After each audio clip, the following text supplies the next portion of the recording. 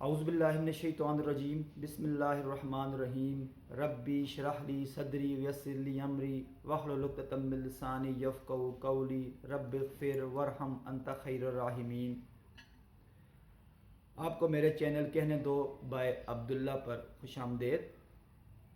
آج ہم جس ٹاپک پہ بات کرنے جا رہے ہیں وہ ٹاپک آج کل کے حالات کے لحاظ سے، کیونکہ کرسمس بھی آج 25 دسمبر ہے اور کرسمس کا دن ہے، تو مسلمان جو ہیں تو وہ اس دن جہاں پر مسلمان اور کرسچینز یا مسلمان یا غیر مسلم اکٹھے کام کرتے ہیں، ان کا آپس میں میل جول ہوتا ہے، تو مسلمان ایک عجیب شش و پنج کی کیفیت میں مبتلا ہوتے ہیں۔ چونکہ جب عید ہوتی ہے، رمضان ہوتی ہے، تو وہ کرسچنز کو لیگ ہم مسلمانوں کو رمضان اور عید کی مبارکباد پیش کرتے ہیں، تو اخلاقاً اور پروفیشنل تقاضا بھی یہ بنتا ہے مسلمانوں کا، جب وہ کو ورکرز ہوتے ہیں، کہ وہ ان کو کرسمس کی مبارکباد دیں۔ لیکن اس موقع پر جو ہمارے مولوی صاحبان ہیں وہ پرانی کتابوں کے اوپر سے دھول وغیرہ صاف کر کے ان پرانے فتوے نئے ایڈیشن کے ساتھ دوبارہ سے لے آتے ہیں اور میری کرسمس کا یہ مطلب بتاتے ہیں کہ اگر آپ نے کسی بھی کرسچین کو کرسمس کی مبارکباد دی اور میری کرسمس کا، تو آپ نے شرک کیا۔ کیسے شرک کیا؟ اس کی وجہ یہ بتاتے ہیں کہ میری کرسمس کا مطلب ہے کہ نعوذ باللہ اللہ تعالیٰ نے بیٹا جانا۔ اور جب ان سے پوچھا جائے کہ بھائی بتاؤ یہ کون سی لغت کے مطابق، کون سی ڈکشنری کے مطابق، اینگلو سیکسن کو ڈکشنری لے آؤ، انگلش کی کوئی ڈکشنری لے آؤ، لاطینی اور عبرانی کو ڈکشنری لے آؤ، عربک اور فرینچ کی ڈکشنری کو لے آؤ، کوئی بھی ڈکشنری لے آؤ، کسی بھی لغت سے ہمیں نکال کر بتاؤ کہ میری کرسمس کا مطلب کہاں پر یہ بنتا ہے کہ اللہ تعالیٰ نے بیٹا جنا۔ تو وہ کبھی بھی ہمیں کسی بھی ریفرنس سے یہ بتا نہیں سکتے، کسی بھی جگہ پر ان کے پاس کوئی سورس نہیں ہے، بس ایک فتویٰ ہے، فتووں کا بازار گرم ہے، اور اس کی توجیہ وہ صرف یہ پیش کرتے ہیں کیونکہ ہمارے اسلاف نے یہ کہہ دیا ہے، ہمارے اسلاف نے یہ حکم دے دیا ہے کہ ہم کرسچنز کو مبارکباد نہیں دے سکتے، تو نہیں دے سکتے۔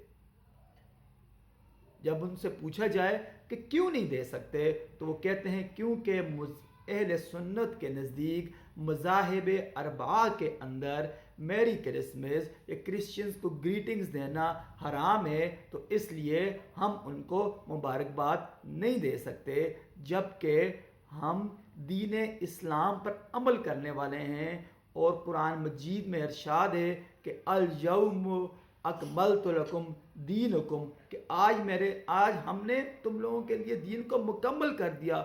تو نبی پاک صلی اللہ علیہ وآلہ وسلم نے جب حجۃ الوداع دیا تو انہوں نے اس موقع پر تمام انسانیت کے لیے دین کا کمپینڈیم بیان کر دیا، اور قرآن مجید کی صورت میں اور سنت رسول اللہ صلی اللہ علیہ وآلہ وسلم کی سنت میں دین مکمل ہو گیا ہے۔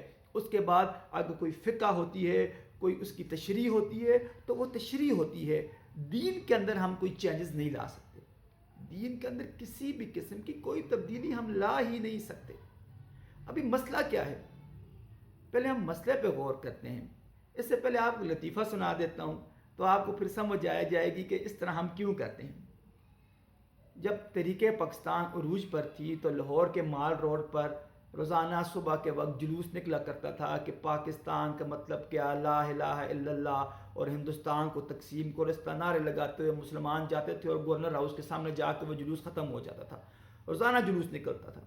ایک دن مسلمان وہ جلوس نکال رہے ہیں اور نعرے لگاتے ہوئے جا رہے ہیں، تو ایک بنگن تھی، وہ اپنے بیٹے کے ساتھ وہاں پر صفائی کر رہی تھی، صبح 8 بجے کا ٹائم تھا، وہ صفائی کر رہی تھی۔ اس کے بیٹے نے پوچھا کہ کیا کر دن لگے تھے، پنجابی میں پوچھا کہ یہ کیا کر رہے ہیں۔ تو چونکہ بنگن کرسچین تھی اور ملکہ وکٹوریہ جس سے ہم آزادی مانگ رہے وہ بھی کرسچین ہے، تو اس بنگن نے اپنی جھاڑو کو کمال ادا کے ساتھ اپنے بازو کے نیچے رکھا اور ملکوں کے سٹائل میں بیٹھ کر کہا، بیٹا یہ ہم سے آزادی مانگ رہے ہیں۔ یعنی اس نے اس کرسچین کے ہم مذہب ہونے کے ناطے یہ دعویٰ کر لیا کہ یہ مجھ سے آزادی مانگ رہے ہیں۔ تو آج ہم مسلمانوں کا بھی یہ حال ہے، کیونکہ یہ فتوے جو کہ ہمارے اسلاف نے لگائے ہیں وہ اس دور میں لگائے ہیں جب مسلمان وسطی ایشیا سے لے کر افریقہ کے صحراؤں تک اور ہندوستان سے لے کر یورپ کے دروازوں پر دستک دے رہے تھے، جب کہیں پہ گستاخی ہوتی تھی تو وہ مذمتی خطوط نہیں لکھتے تھے، اس کے دارالخلافے پر حملہ کر کے ان کو قید کر کے ان کے بادشاہوں کو اپنے سامنے پیش کر کے ان سے ایکسپلینیشن مانگا کرتے تھے۔ یہ اس دور کے فتوے ہیں، یہ رعونت کے دور کے فتوے ہیں۔ اگر مسلمانوں نے اس دور میں یہ رعونت اور یہ تکبر نہ شو کی ہوتی تو آج دنیا میں کوئی غیر مسلم نہ ہوتا۔ آج وہ اسپین ہے جس پر مسلمانوں نے اتنا عرصہ صدیوں حکومت کی، آج وہاں پر ایک مسلمان نظر نہیں آتا۔ یہ ہماری تکبر اور رعونت ہی تھی کہ جب حضرت عمر فاروق رضی اللہ تعالیٰ عنہ عراق کے دورے پر گئے تو وہاں پر ان سے شکایت کی کہ یہاں کے گورنر جو ہیں تو وہ ذمیوں کو مسلمان بننے کی حوصلہ شکنی کرتے ہیں، اور کوئی نو مسلم ہو بھی جائے اس سے خراج وصول کرتے ہیں۔ تو حضرت عمر فاروق نے گورنر کو بلایا کہ تم اس طرح کیوں کرتے ہو؟ اس نے کہا اگر یہ سارے مسلمان ہو جائیں تو ہمیں جزیہ کون ادا کرے گا؟ تو حضرت عمر فاروق نے فرمایا کہ مسلمان دنیا میں دعوت دینے کے لیے آئے ہیں، ٹیکس اکٹھا کرنے کے لیے نہیں آئے ہوئے، اور اس گورنر کو معزول کر دیا اور بزرگ جو نو مسلم تھے ان کا وظیفہ لگایا۔ تو اس دور میں چونکہ ہم تکبر کے عالم میں تھے، اس لیے ہم نے ہمارے جو اسلاف ہیں انہوں نے ہمیں ان کے ساتھ بیٹھنے سے منع فرما دیا کہ آپ لوگ کرسچنز کے ساتھ نہ بیٹھا کرو، ان کے ساتھ کھانا نہ کھایا کرو، ان کے تہواروں پر مبارکباد نہ دیا کرو۔ یہ سب تکبر اور غرور کے عالم میں دیے گئے فتوے ہیں۔ جس طرح آج امریکہ کی عدالت کوئی فیصلہ کرتی ہے اور پاکستان کی عدالت کوئی فیصلہ کرتی ہے تو دونوں کے فیصلوں میں ہمیں زمین و آسمان کا فرق نظر آتا ہے۔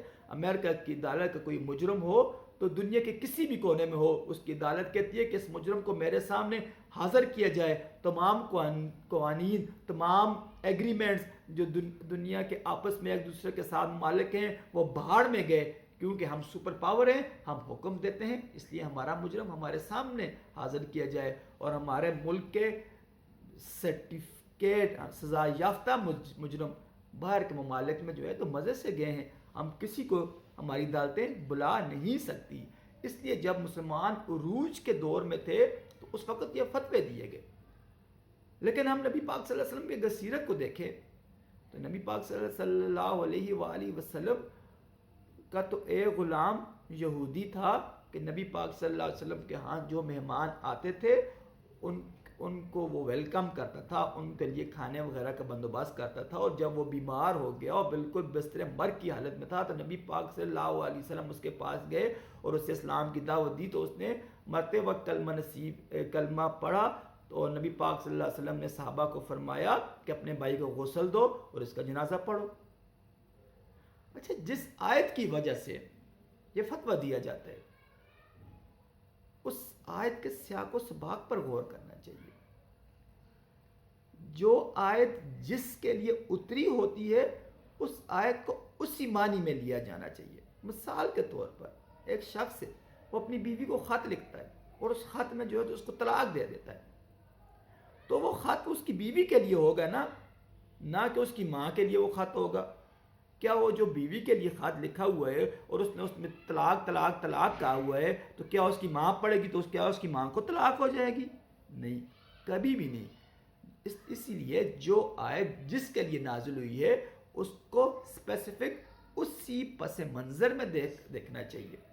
تو سورہ ممتحنہ کی جو یہ آیات، اس کا پس منظر یہ ہے کہ فتح مکہ سے پہلے جب مکہ پر مسلمان چڑھائی کر رہے تھے تو ایک صحابی حاطب ابن ابی بلتا نے، چونکہ ان کے خاندان کے کچھ لوگ مکہ میں تھے تو انہوں نے چاہا کہ میرے خاندان کے لوگوں کے ساتھ جو ہے تو وہاں مشرکین جو مکہ کے قریش ہیں ان کے ساتھ رعایت برتیں، تو اس لیے انہوں نے ایک خط لکھ کر کفار مکہ کو اطلاع دے دی کہ مسلمان تم لوگوں کو پر چڑھائی کرنے والے ہیں، کس لیے؟ ان سے کنسیشن لینے کے لیے۔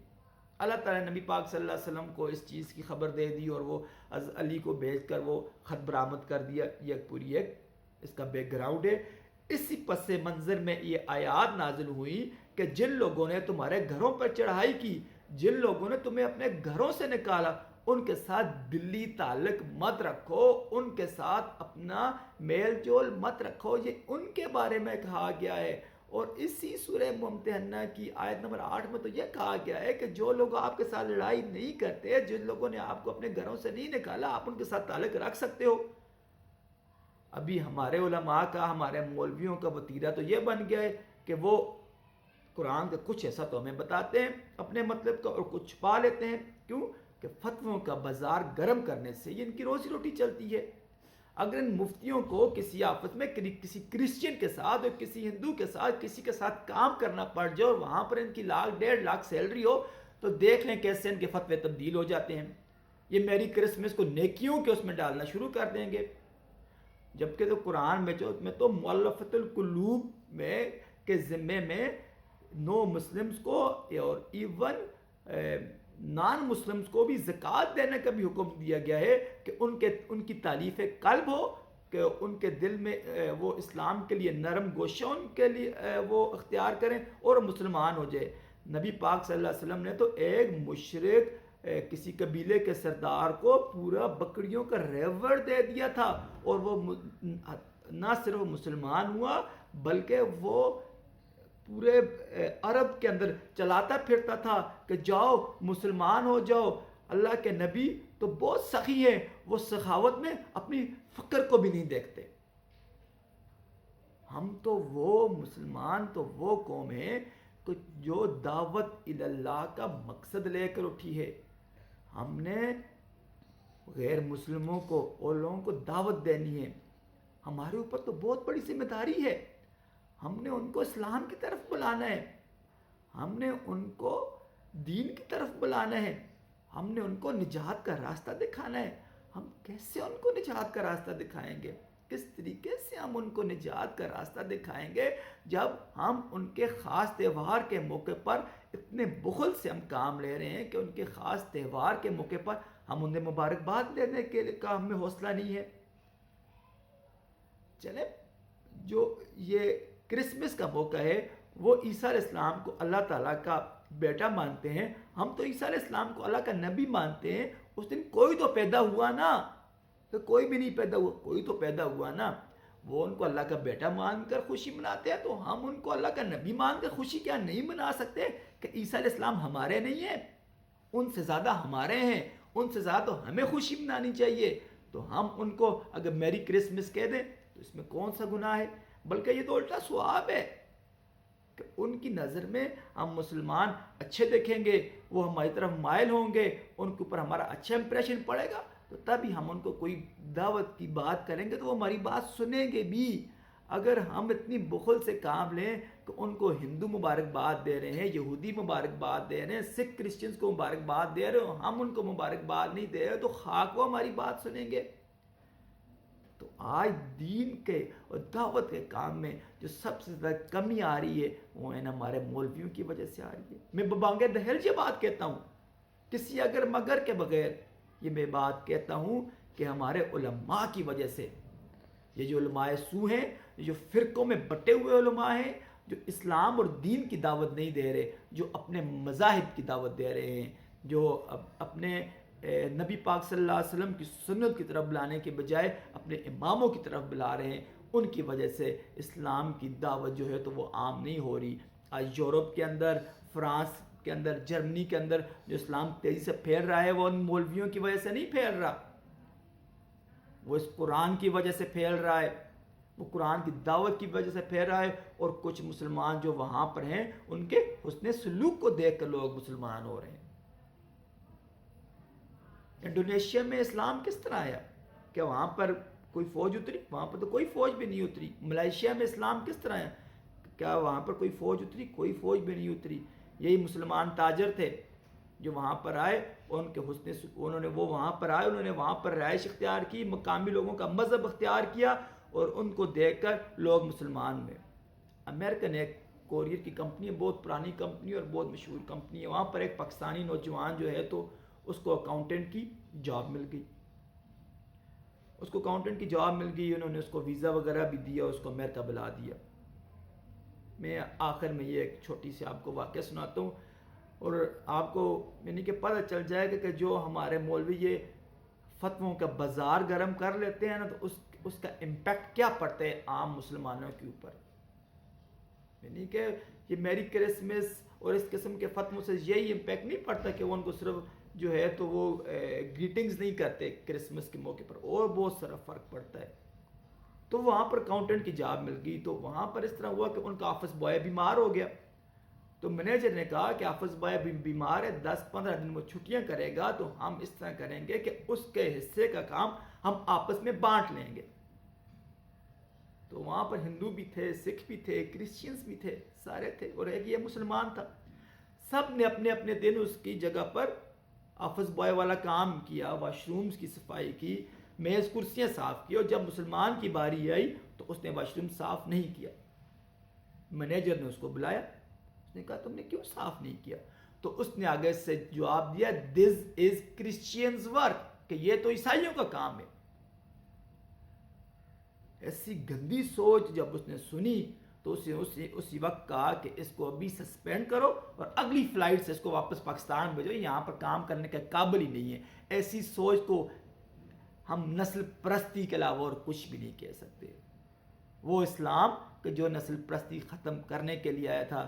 نبی پاک صلی اللہ علیہ وآلہ وسلم نے خطبہ حجۃ الوداع کے موقع پر کیا فرمایا کہ کسی عربی کو کسی اجمی پر، کسی اجمی کو کسی عربی پر کوئی فوقیت حاصل نہیں ہے. اور اسی اسلام کے نام لیواؤں نے، اسی اسلام کے بڑے بڑے اکابرین نے اسی اسلام کو نسل پرستی کا مذہب بنا دیا. اسلام تو مذہب ہے ہی نہیں ہے، اسلام تو دین ہے. اللہ تعالیٰ کہتا ہے نا کہ ان الدین عند اللہ الاسلام، اللہ کے نزدیک دین صرف اسلام ہی ہے. تو دین اسلام تمام انسانیت کے لیے ہے، قرآن تمام انسانیت کے لیے ہے. ہم نے یہودیوں کی طرح اسلام کو جو ہے تو وہ مقید کر دیا ہے، صرف اپنا ہی سمجھ لیا ہے. اسلام تو دعوت کا دین ہے. جب تک ہم غیر مسلموں کے ساتھ اچھے طریقے سے پیش نہیں آئیں گے، اس وقت تک کوئی بھی ہماری دعوت نہیں سنے گا، ہماری دعوت کی طرف نہیں آئے گا. اس لیے میرے بھائیوں، میرے بزرگوں، میری بہنوں، تمام لوگوں سے ایک ریکویسٹ ہے کہ دیکھیں اسلام جو ہے نا، اس کا مطلب ہی سلامتی ہے. یہ سلامتی والا دین ہے. اور اسلام نبی پاک صلی اللہ علیہ وسلم نے قرآن اور اپنی سنت کی صورت میں مکمل کر کے چھوڑ دیا ہے. فقہ جو ہے وہ اس کی آگے تشریح ہے، لیکن اگر اس تشریح کی وجہ سے اصل مقصد فوت ہو جاتا ہے تو اس فقہ کو کوئی فائدہ نہیں ہے. اس لیے اگر کوئی بھی فتویٰ آپ سنیں، کچھ بھی چیز سنیں، آپ ان سے لازمی حوالہ مانگیں. اور اس میری کرسمس کا میں آپ سب کو چیلنج دیتا ہوں کہ اپنے محلے کے مولوی کے پاس جائیں، اپنے جاننے پہچاننے والے مولویوں کے پاس جائیں اور ان سے پوچھیں کہ ہمیں کسی لغت سے، کسی ڈکشنری سے، انگریزی کی ہو، لاطینی کی ہو، فرینچ کی ہو، اسپینش ہو، کوئی بھی ڈکشنری ہو، اس سے ہمیں نکال کر یہ میری کرسمس کا یہ مطلب نکال کر دے دے کہ اللہ نے بیٹا جنا، تو ہم بھی میری کرسمس نہیں کہیں گے. ادروائز اس کا یہ مطلب کوئی بھی نہیں ہے. یہ گریٹنگز ہے. جس طرح وہ ہمیں عید مبارک کہتے ہیں، ہم ان کو میری کرسمس کہتے ہیں. اور اس کے علاوہ اس کا جو ہے تو کوئی بھی ایسا کوئی شرکیہ مطلب نہیں بنتا. تو اس لیے ہم نے ان کی تالیف قلب کرنی ہے، ان کے ساتھ اچھے طریقے سے پیش آنا ہے، تو تب ہماری دعوت کا کام تیز ہوگا.